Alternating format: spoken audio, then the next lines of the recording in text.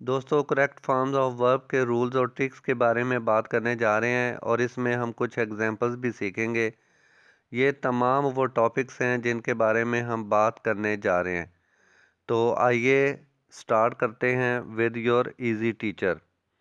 दोस्तों सबसे पहले हम बात करते हैं टेंसेस की और टेंसेस में कैटेगरी है हमारे पास एक्टिव वॉइसेस।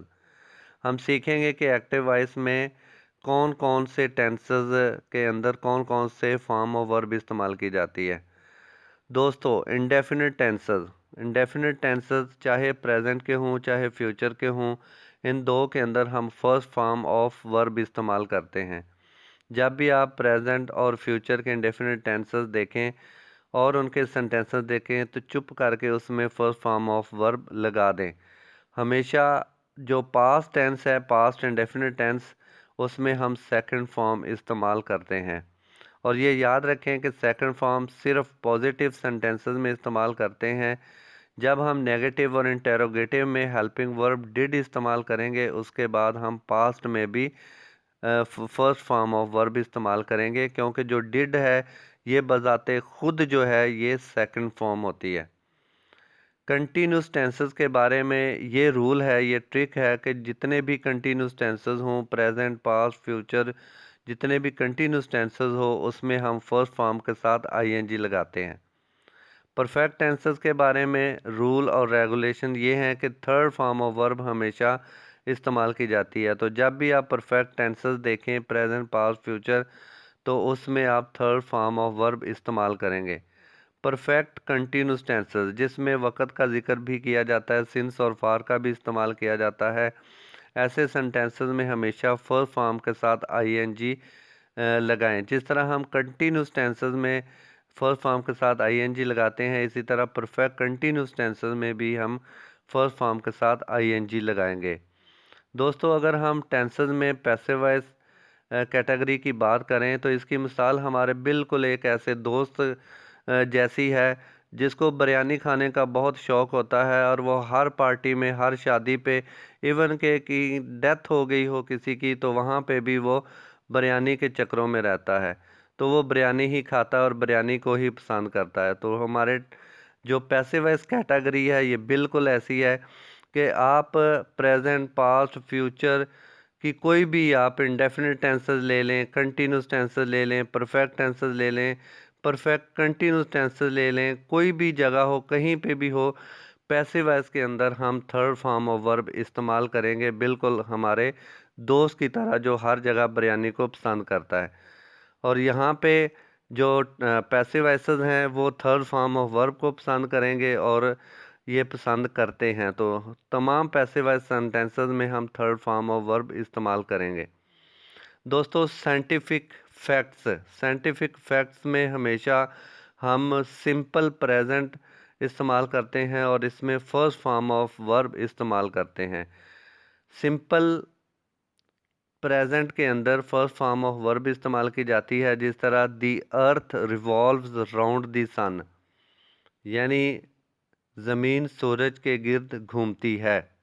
ये दोस्तों एक साइंटिफिक फैक्ट है और ये हमेशा प्रेजेंट के अंदर जो फर्स्ट फॉर्म के साथ इस्तेमाल किया जाता है। इसी तरह है the soil is full of life, ज़िंदगी मट्टी ज़िंदगी से भरपूर है, भरी हुई है, यानी जो हमारी मिट्टी है इसमें ज़िंदगी ही ज़िंदगी है। तो ये भी एक साइंटिफिक फैक्ट है, हमेशा प्रेजेंट में इनको जो है हम लिखेंगे और इस्तेमाल करेंगे। The heart pumps 1.5 million barrels of blood, एक एवरेज लाइफ टाइम जो है उसके दौरान जो है हमारा जो दिल है ये 1.5 मिलियन बैरल जो ब्लड है उसको पंप करता है। ये भी एक साइंटिफिक फैक्ट है और ये हमेशा प्रेजेंट के अंदर फर्स्ट फॉर्म के साथ इस्तेमाल करेंगे। एक और साइंटिफिक फैक्ट हमारे पास, water can exist in 3 states, यानी जो पानी है ये 3 हालतों में, यानी सॉलिड, लिक्विड और गैस, इन 3 हालतों में ये पाया जाता है। तो ये भी एक साइंटिफिक फैक्ट है। तो दोस्तों इस तरह के और बहुत से भी साइंटिफिक फैक्ट्स होंगे, उन तमाम को हमने सिंपल प्रेजेंट में फर्स्ट फॉर्म ऑफ वर्ब के साथ इस्तेमाल करना है। अब हम यूनिवर्सल ट्रुथ्स के बारे में बात करते हैं। यूनिवर्सल जो ट्रुथ्स होते हैं इसमें भी हम सिंपल प्रेजेंट के साथ फर्स्ट फॉर्म ऑफ वर्ब इस्तेमाल करते हैं। जिस तरह 2 and 2 मेक 4, 2 और 2 4 होते हैं। ये एक ट्रुथ है, ये सच्चाई है कि 2 और 2 जब भी आप इकट्ठे करेंगे ये 4 ही होंगे, 5 नहीं होंगे। इसी तरह वाटर कीप्स इट्स लेवल, पानी अपनी सतह हमवार रखता है। तो ये भी एक यूनिवर्सल ट्रुथ है जो कि हमेशा प्रेजेंट के अंदर फर्स्ट फॉर्म के वर्ब के साथ इस्तेमाल किया जाएगा कि पानी अपनी सतह हमवार रखता है। नेक्स्ट है हमारे पास नॉइज़ हार्म्स द ईयर्स, जो शोर है वो कानों को नुकसान करता है। हमेशा याद रखें कि शोर कहीं पे भी हो, किसी भी किस्म का हो, वो हमारे कानों का नुकसान करता है, ये डैमेज करता है हमारे ईयर्स को। तो ये भी एक यूनिवर्सल ट्रुथ है।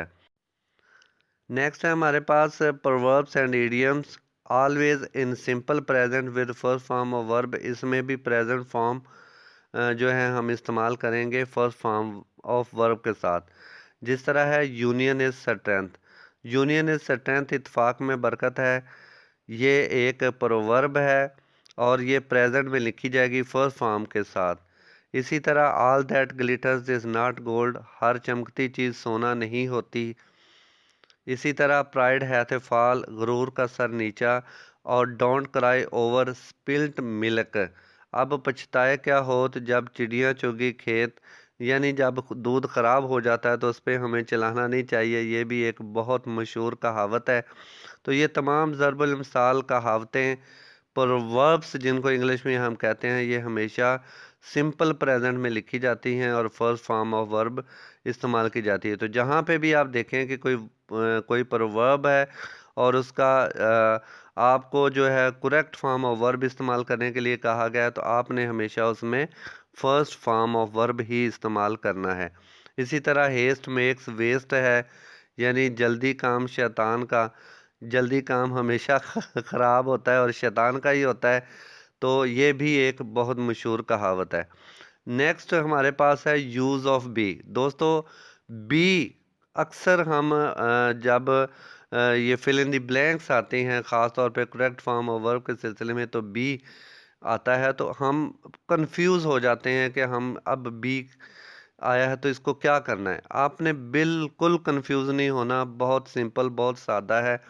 असल में जब बी लिखा होता है, जहाँ पे बी लिखा होता है उसका मतलब होता है कि ये इज़ आर एम है, ये वाज और वर है, ये बीन है। यानी ये तमाम जगहों की जगह पे सिर्फ तमाम की जगह पे सिर्फ एक बी लिखा होता है। इसको हम सीखते हैं। Different verbs are used at the place of be. वो कौन कौन से हैं? प्रेजेंट में हम इस्तेमाल करते हैं इज़ आर एम। जब प्रेजेंट में हो तो आपने बी की जगह पे इज़ आर एम इस्तेमाल करना है कोई एक। पास्ट में हो तो आपने वाज और वर इस्तेमाल करना है कोई एक। और अगर पास्ट पार्टिसिपल हो तो आपने बीन यानी थर्ड फॉर्म जो है ये इस्तेमाल की जाने करनी है। तो बी की 3 हालतें यहाँ पे हम देख रहे हैं कि प्रेजेंट में इसका मतलब है इज़ आर एम, और पास्ट में इसका मतलब है वाज और वर, और पास्ट पार्टिसिपल यानी जो इसकी थर्ड फॉर्म होगी बी की वो होगी बीन। तो हम इसको अकॉर्डिंग टू दी जो टेंस है वो इस्तेमाल करेंगे।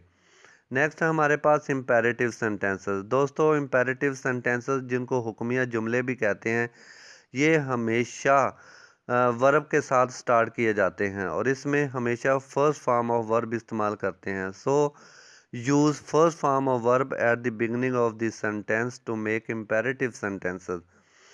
ठीक है जी, मिसालें हम देखते हैं। ओपन द डोर, दरवाज़ा खोलो। ओपन क्या है? ये वर्ब है, शुरू में लिखा गया और फर्स्ट फॉर्म है।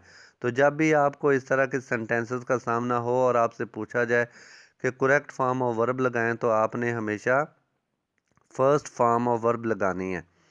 सेकंड है bring a glass of water for me, मेरे लिए पानी का एक गिलास लो। यहाँ पे ब्रिंग क्या है? ब्रिंग भी एक वर्ब है, लाना।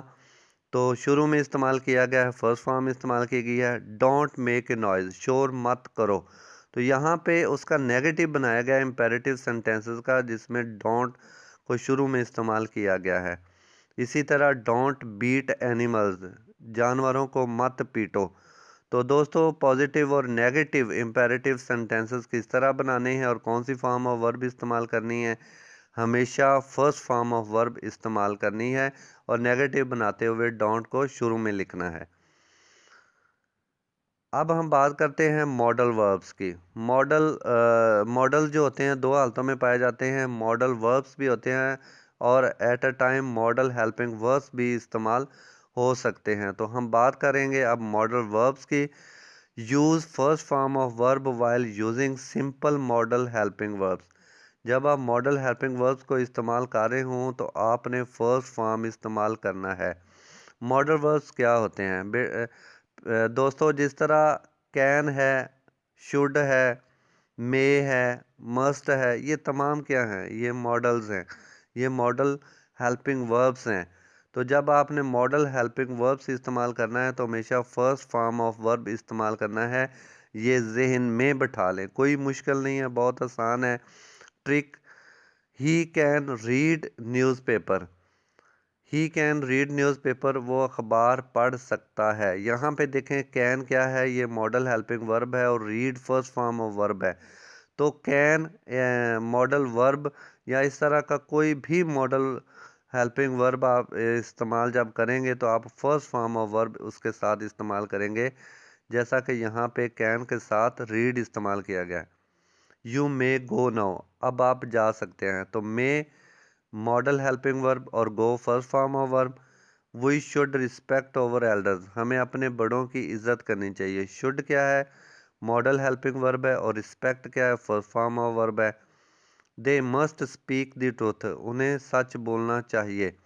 तो मस्ट क्या है, model helping verb, speak first form of verb. तो जहाँ पे भी मॉडल हेल्पिंग वर्ब इस्तेमाल होंगे वहाँ पे हम फर्स्ट फॉर्म ऑफ वर्ब इस्तेमाल करेंगे।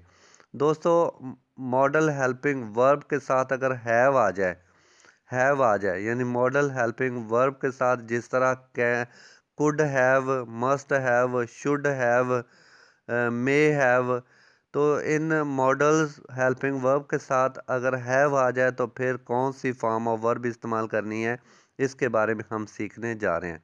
तो use third form of verb while using model helping verbs with have, यानी जब मॉडल हेल्पिंग वर्ब के साथ हैव आ जाए तो फिर आपने थर्ड फॉर्म ऑफ वर्ब इस्तेमाल करनी है।